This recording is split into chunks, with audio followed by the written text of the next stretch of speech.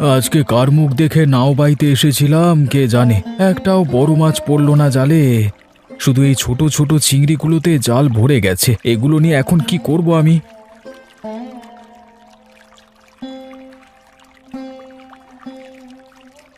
কি গো গোপাল দাদা, তোমার কি হাল গো? মুখ শুকিয়ে দেখছি একেবারে চুপসে গেছে। আজকে একটাও বড় মাছ পড়েনি ভাই, শুধু ছোট ছোট চিংড়ি মাছে জাল ভরেছে। এখন যে আমি কি করি? তা তোমার এই হাল কি করে হলো? আর যা হয়েছে হয়েছে, এরকম সার্কাসের মতো দাঁড়িয়ে থাকলে হবে? কি করব ভাই, কিছুই তো বুঝতে পারছি না। দেখো, নদীর আর কি শেষ আছে? নদী তো অফুরন্ত। নদী অফুরন্ত হলেও আমার জালে মাছ লাগছে না ভাই। আজকে কি জানি কি পাপ করে বেরিয়েছি আজ। যদি এখানে ভালো মাছ না পড়ে তাহলে তুমি আরো মাছগঙ্গায় যাও না কেন? বলছো আমার আরো দূরে যাওয়া দরকার? হ্যাঁ দাদা, আরো দূরে যাও, দেখবে ঠিকই পড়বে। আমি চলি তাহলে। ঠিক আছে ভাই, এসো দেখি কি করা যায়।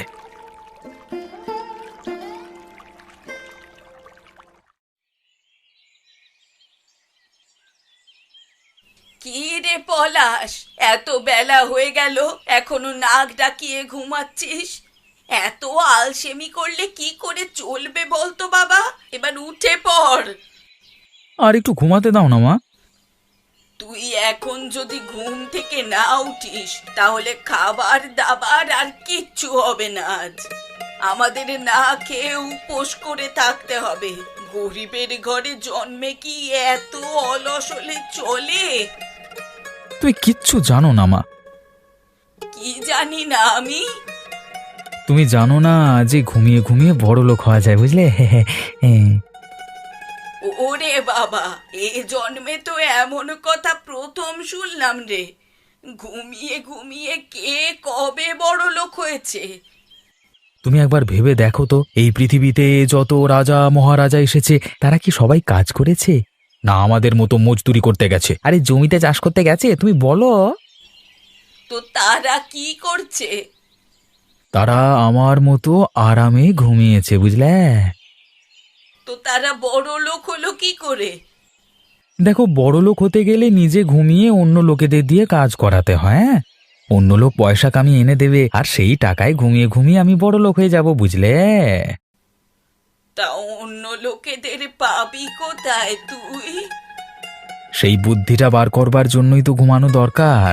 তুমি আমাকে আর বিরক্ত করো না তো। আরে তোমার বড় লোক হওয়া নিয়ে কথা তো, আমি ঘুমিয়ে ঘুমিয়ে তোমাকে বড় লোক করে দেব। ঠিক আছে, যা ভালো বুঝিস কর। আমি তো আর অত শত বুঝি না বাপু। দেখো, নিজেকে কেমন যেন একটা রাজা মহারাজাদের মতো মনে হচ্ছে আমার অনেক কর্মচারী সিপাহী রয়েছে। তারা আমার জন্য কষ্ট করছে, টাকা রোজগার করছে, আর আমি সেই টাকায় আরামে বসে বসে খাচ্ছি।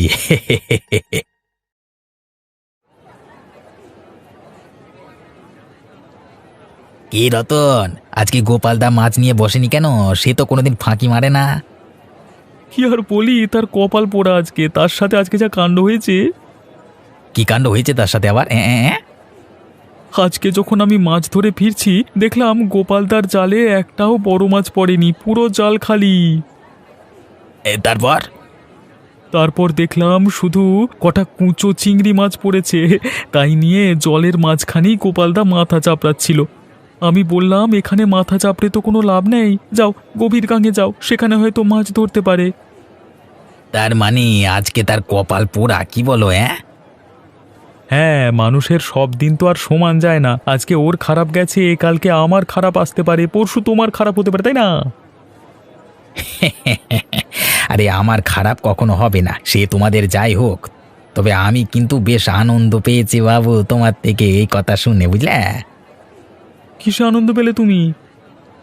এই যে এই গোপালদার দুঃখ শুনে, আরে আমার তো ভেবেই হাসি পাচ্ছিল যে লোকটা কাঁদো কাঁদো মুখে মাছ না পেয়ে নদীর মাঝখানে দাঁড়িয়ে আছে।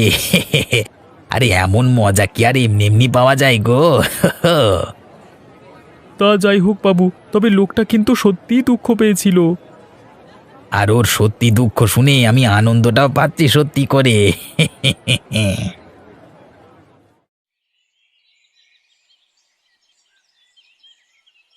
এরকম ক্যাবলার মতো মাথায় হাত দিয়ে বসে আছো কেন তুমি? আজকে বড় খারাপ দিন গেল গো। কপালটা এত খারাপ চলছে কি আর বলি তোমায়। কেন গো, কি হয়েছে? আজকে সারাদিন নাও বেয়ে একটাও বড় মাছ ধরতে পারলাম না। পুরো দিন খেটে শেষ পর্যন্ত কটা মাত্র ছোট মাছ পড়েছে। রতনের সাথেও দেখা হয়েছিল, ও বলল বটে গভীর জলে যেতে, কিন্তু তুমি মানা করছো বলে গভীর জলে আমি যাই না। আর এদিকে পাতলা জলে মাছও পড়তে চায় না, কি যে করি আমি। শেষ পর্যন্ত কি মাছ পড়লো তোমার জালে? কয়েকটা ছোট ছোট চিংড়ি মাছ ছাড়া আর কিছুই পড়েনি। অল্প জলে চিংড়ি মাছ ছাড়া আর কিছুই পাওয়া যায় না। দেখো, যার কপালে যা থাকে তাকে সেই নিয়ে সন্তুষ্ট থাকতে হয়। কিন্তু তা বলে আমার কপালে বড় মাছ দেবেন না? তা নিয়ে তো আফসোস করার কিছু নেই। ভেবে দেখো, তুমি এমন কিছু পাচ্ছ অল্প জলে যা অন্য কেউ পাচ্ছে না। কিন্তু এই চিংড়ি মাছ ছাড়া আর কি আছে বা অল্প জলে? একদিন দেখো, তোমার এই চিংড়ি মাছ লোকে পছন্দ করবে। তুমি হবে প্রথম শুধুমাত্র চিংড়ি বিক্রেতা। ব্যাপারটা একবার ভেবে দেখেছো? কি আর ভাববো বলো? ভেবে দেখো, তোমার কাছে এমন একটা জিনিস আছে যেটার কারো কাছে নেই। সেই জিনিসটা তোমার কাছেই বিশেষ। তাহলে লোক তোমার কাছে সেই জিনিসটা কি কিনবে না? হ্যাঁ, লোকের পছন্দ হলে অবশ্যই কিনবে। আর কেনার জন্য শুধুমাত্র তোমার কাছেই আসতে হবে। তাহলে তোমার মুনাফা হবে কি না বলো? হ্যাঁ, তাহলে তো মুনাফা হবেই। তাহলে সবাই যেভাবে চেষ্টা করছে সেইভাবে চেষ্টা না করে নিজে যেটা পাচ্ছ সেটা নিয়ে চেষ্টা করো। দেখবে একদিন তুমি মুনাফার মুখ ঠিকই দেখতে পাবে এই চিংড়ি বিক্রি করে। তুমি যখন ভরসা জোগাচ্ছ আমি সেই চেষ্টাই করব, বুঝলে? শুধু ভরসা জোগাচ্ছি না, এ আমার বিশ্বাস যে তুমি সফল হবেই। তাহলে এবার থেকে আমি সেই চেষ্টাই করব। শুধুমাত্র চিংড়ি ধরবো আমি। অবিনাশ বাবু, আপনার জন্য কি নিয়ে এসেছি একবার বাইরে এসে দেখুন।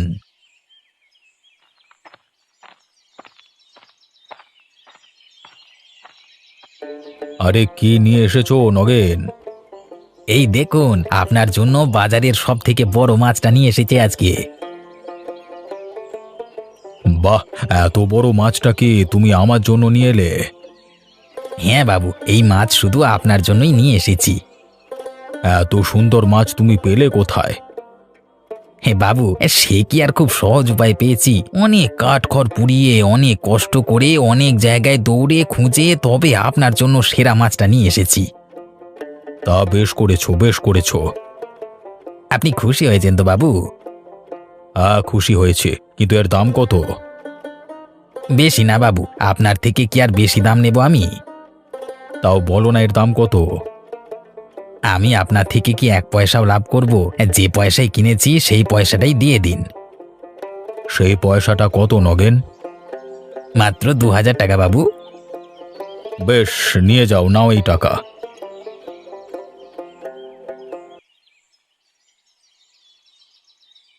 হ্যাঁ, ধন্যবাদ বাবু, আমি চলি তাহলে। হ্যাঁ।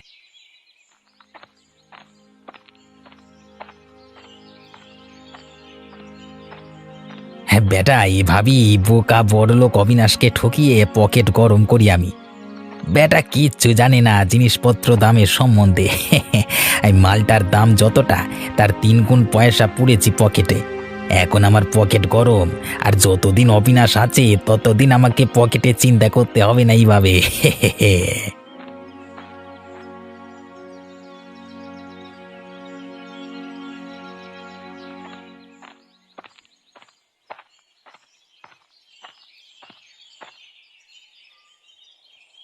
কি লতা, শুকনো মুখ করে ঘুরলে হবে? একটাই তো জীবন, একটু আনন্দ করে বাঁচো। আজ বড় রোজগার পাতি হয়নি ভাই ওর, তাই মনটা একটু খারাপ। ছাড়ো তো এসব। আজ আমাদের মানুষটা পকেট গরম করে বাড়ি ফিরেছে। তুমি জানো না গো, ও যখন ফিরেছে দেখি পকেটে কত টাকা। সেই টাকায় আমরা কি না করতে পারি। তোমাদের মতো কপাল করে জন্মাইনি বাপু আমরা। ভগবান সবাইকে তো আর এক কপাল করে পাঠায় না। তোমাদের ওইসব অভাবের ছিঁচকাদুনি গাওয়া আমার দ্বারা পোষায় না গো। আমরা বুঝি পকেটে টাকা রোজগার করতে হবে, সেই টাকায় আনন্দ করে যেতে হবে। তা তোমাদের মতো কিছু লোকের তো আবার চোখ জ্বলে, যাদের 2 টাকা কামানোর মুরত নেই তারা তো অন্যেরটা দেখে হিংসে করবেই। তা তোমরা হিংসে করো, আমরা তোমাদের জীবনের মজা লুটি। চলি ভাই চলি, তুমি বরং আর একটু কান্নাকাটি করতে থাকো। আজকাল বড় দেখিয়ে দেখিয়ে কাজ কারবার চলছে এদের, কি ব্যাপার কে জানে। যাই হোক, যে কথাগুলো বলে গেল ঠিক করলো না। আজ আমরা গরিব বলে আমাদেরকে অপমান করার সাহস করছে, তবে আমরাও একদিন সৎ পথে দেখিয়ে দেব। আমরাও ফাঁকা আওয়াজ দেব না, সত্যি সত্যি কাজের কিছু একটা করে দেখাবো। তা চুপ করে কি ভাবছো গো? এই যে আমরা ফাঁকা আওয়াজ দেই না ভাই, তোমার কি মনে হচ্ছে আমরা ফাঁকা আওয়াজ দিচ্ছি? তা তোমাদের বুদ্ধির মরণ হয়েছে নাকি গো? ঝাঁটা মারি তোমার বুদ্ধির মুখে। চলি, হ্যাঁ তুমি থাকো বসে আর এখানে হা হুতাশ করো।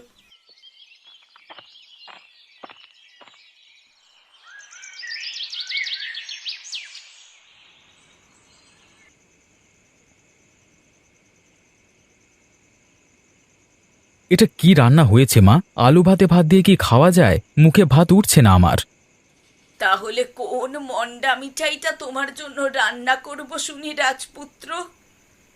কেন, একটু ভালো রান্না করতে পারো না? ভালো কিছু রান্না করলেই তো ভালো করে খাওয়া যায়।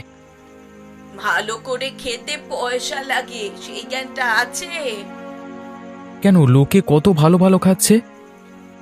লোকে খাচ্ছে কারণ তারা পয়সা কামাচ্ছে। তুমি নিজে সারাক্ষণ ঠ্যাং তুলে বসে থাকবে আর ভাববে আমি তোমাকে রোজ রাজভোগ বানিয়ে খাওয়াবো, তা তো আর হয় না। যতটা না হয় তুমি তার থেকে বাড়িয়ে বাড়িয়ে কথা শোনাও মা আমাকে। সংসারটা যদি তোমাকে চালাতে হতো তখন বুঝতে কত ধানে কত চাল। তাহলে আমাকে কি করতে হবে শুনি? মানুষের ছেলের মতো কাজ কর। সেটা বলবে তো কি করে তোমাকে উদ্ধার করতে পারি। বাইরে যাও, লোকের ছেলেরা যেমন খেটে খুটে কাজকর্ম করে টাকা পয়সা রোজগার করে ঘরে এনে খাওয়া দাওয়া করছে, যেদিন তুমি পয়সা কামিয়ে আনবে সেদিন আমি তোমাকে রাজভোগই খাওয়াবো, তার আগে আশা করো না।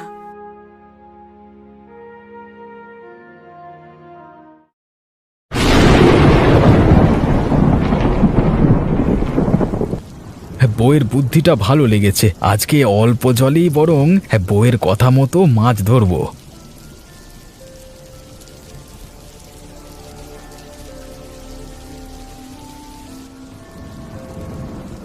আরে গোপালদা, পাগল হয়ে গেলে নাকি? এখানে কি করছো তুমি?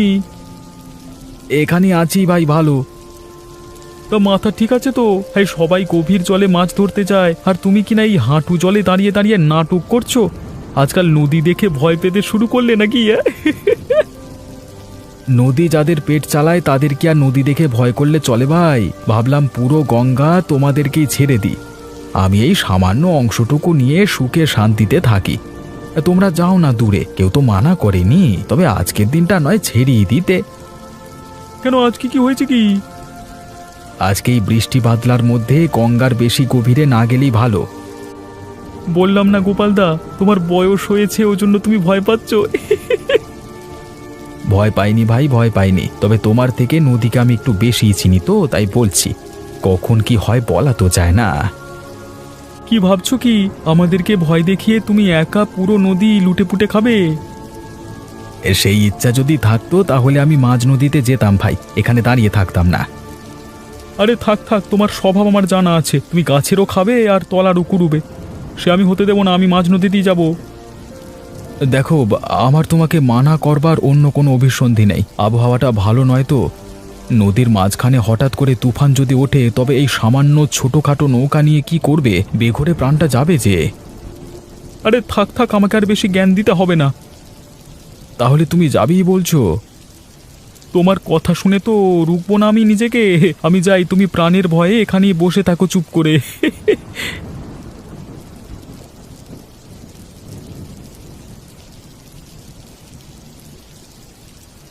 এই আমি যাচ্ছি তোমার ঘর থেকে, তুমি শান্তিতে থাকো, আমি না থাকলে বুঝবে মজাটা। ওরে আমার নবাব পুত্র রে, যা যা, কোথায় যাবি? আমারও দেখা আছে তোর মুরদ।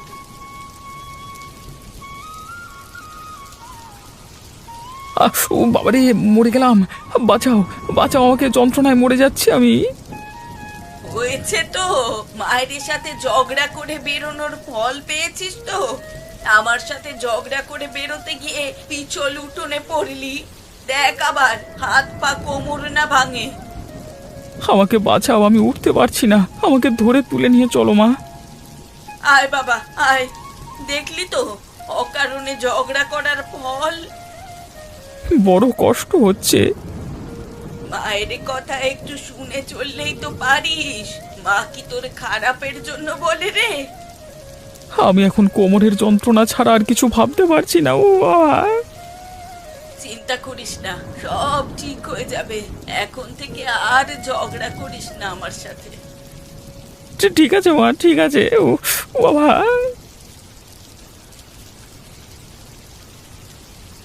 আরে চিংড়ি মাছ নিয়ে যাও, চিংড়ি মাছ নিয়ে যাও, বৃষ্টির দিনে চিংড়ি মাছ নিয়ে যাও। এমন টাটকা গঙ্গার চিংড়ি আর কোথাও পাবে না।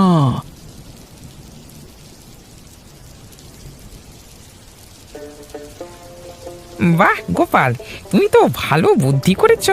সত্যি একটা নতুন কারবার ভেবে তুমি বের করেছো, বুঝলে? এই বর্ষার দিনে এমন চিংড়ি মাছ খাওয়ার আনন্দই আলাদা।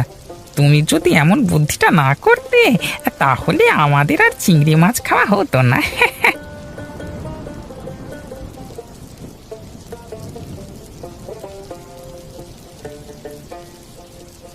দাদা দাদা, একটা কাণ্ড হয়েছে। কি কাণ্ড হয়েছে গো বৌমা? দাদা, আমাদের মানুষটা এখনো ঘরে ফেরেনি। সেই সকালে বেরিয়েছে, এখনো বাড়ির মুখ দেখেনি সে। আমার খুব চিন্তা হচ্ছে দাদা। সে কি, রতন এখনো বাড়ি ফেরেনি? না, সে এই যে রোজগারের মতো সকালবেলা বের হলো, তেমনি আজ সকালেও মাছ ধরতে বেরোলো, কিন্তু এখনো ফেরেনি। অন্যদিন তো অনেক আগেই ফিরে আসে দাদা। তাই তো, আরে এতক্ষণে তো তার বাজারে মাছ বিক্রি করতে চলে আসবার কথা। আপনি কিছু জানেন ওর ব্যাপারে? আমার সাথে তার দেখা হয়েছিল বটে। আরে ও তো বললো বড় মাছ ধরতে যাবে আজকে। কোন দিকে গেছে কিছু জানেন? আমি ওকে কত করে মানা করলাম আজকে গভীর জলে না যেতে, তা শুনলো না। বড় মাছ ধরবার জন্য এই গভীর জলের দিকেই গেল বোধহয়। এবারে কি হবে দাদা? কোথায় খুঁজবো আমরা? সেটাই তো চিন্তা করছি। আমার বারণ সত্ত্বেও গিয়ে কিছু অঘটন ঘটালো নাকি? আপনি তো নদীর আটঘাট সব জানেন, ওর থেকেও ভালো করে জানেন। আপনি চেষ্টা করে কিছু একটা ব্যবস্থা করতে পারবেন না? খুব মুশকিল, তবু আমি ভেবে দেখছি কি করা যায়, বুঝলে? যাই আজকে অবিনাশ বাবুর কাছে, আবার বৃষ্টির দিনে যাই একটু মুরগি বানিয়ে আসি। এভাবেই পকেট চলে যাবে আমার। এ কি, এবার নদীর জল দিয়ে ওটা কে ভেসে যায়? রতন না? বাঁচাও, আমাকে বাঁচাও! দাঁড়া ভাই, আমি আসছি। এই হাতে ধর, হাতে ধর। উঠে আয় ভাই, উঠে আয়, উঠে আয়। ও ধন্যবাদ দাদা, ধন্যবাদ, আমাকে বাঁচালে। এই তোর এই অবস্থা হলো কি করে রে? আর বলো না দাদা, আমি আজকে মরতে মরতে বেঁচেছি। আমি মরেই যেতাম আরেকটু হলে। কি হয়েছে সেটা তো বল। গভীর গাঙে হঠাৎ করে তুফান এলো। আবহাওয়া খারাপের জন্য আমার নৌকা ভেঙে গেল আর আমি জলে গিয়ে পড়লাম। পড়ে হাবুডুবু খেতে খেতে মরিয়ে যাচ্ছিলাম। তারপর কোনো রকমে সাঁতরে পার হয়ে ফিরেছি। ওঠার ক্ষমতা ছিল না একদম। তুমি যদি না আসতে তাহলে এখানেই মরে মরে থাকতাম। তোমার কপাল ভালো যে তুমি বেঁচে গেছো। আমার বড় শরীর খারাপ লাগছে দাদা, আমি আর কিছু কথা বলতে পারছি না। আমার প্রাণ রক্ষা করো তুমি দাদা। চলো চলো, তোমাকে বাড়িতে পৌঁছে দিয়ে আসি, চলো।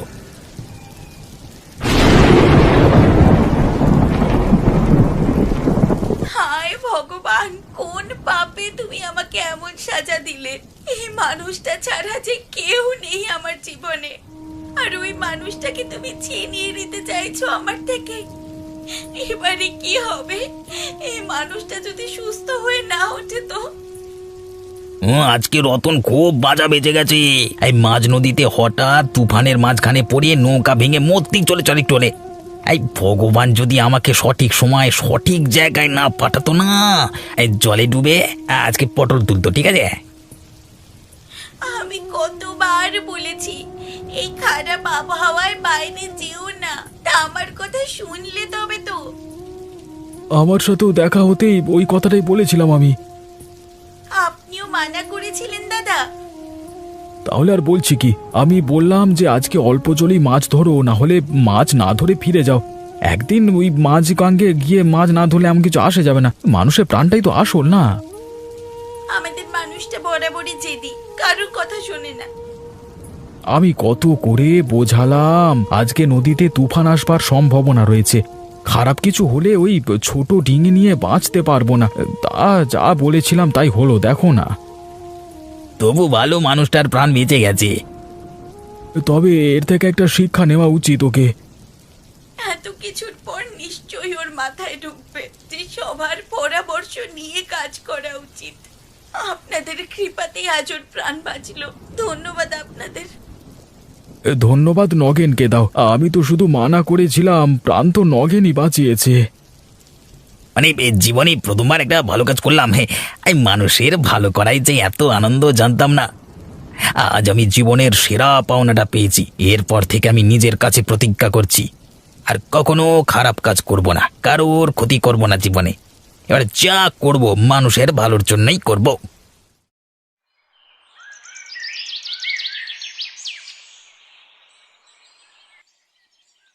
এই বাবু আমাকে ডেকে পাঠিয়েছেন, কোনো কাজ ছিল? নগেন, তোমাকে আমি এতদিন যেভাবে চিনতাম আজকে সম্পূর্ণ অন্য এক নগেনকে দেখলাম। এই গোপাল নীলিমার থেকে আমি তোমার সাহসিকতা সম্বন্ধে শুনলাম, আমি বড় খুশি হয়েছি তোমার কাছে। বাবু আমিও নিজের ভুল বুঝতে পেরেছি। এতদিন যা মানে যেভাবে আমি ওই করে কমে খেয়ে এসেছি সব ছেড়ে দেবো। এ বাজে বাজে বাজে রাস্তা। আমি এবার থেকে শুধু মানুষের ভালোর জন্য কাজ করব। তোমার উন্নতিতে আমি খুশি হয়েছি নগেন। আপনাদের আশীর্বাদই এসব সম্ভব হয়েছে তো বাবু। তবে আমি তোমাকে কিছু উপহার দিতে চাই। সে আপনার কৃপা বাবু, আমি আর কি বলবো। এই নাও, এর মধ্যে অনেক টাকা আছে, এগুলো আমি তোমাকে দিতে চাই, তোমার ভালো কাজের উপহার। না না না না না বাবু না, আজ আমি বুঝতে পেরেছি এই মানুষের কাজ করতে চাইলে কোনো স্বার্থ ছাড়াই করতে হয়।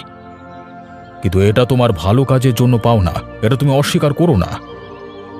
আমি স্বীকার করছি বাবু, তবে এই টাকা আমার থেকে বেশি যার দরকার সে হলো নীলিমা এবং ওই অসুস্থ রতনের চিকিৎসার জন্য।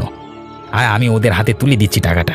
আজকে টাকার দরকার আমার থেকে বেশি ওর, এই টাকাটা তাই ওদের। হ্যাঁ। বাহ নগেন, তুই এতদিন মানুষের মতো কাজ করলি। আমিও খুব খুশি হলাম তোমার এই বুদ্ধিময় উন্নতি দেখে।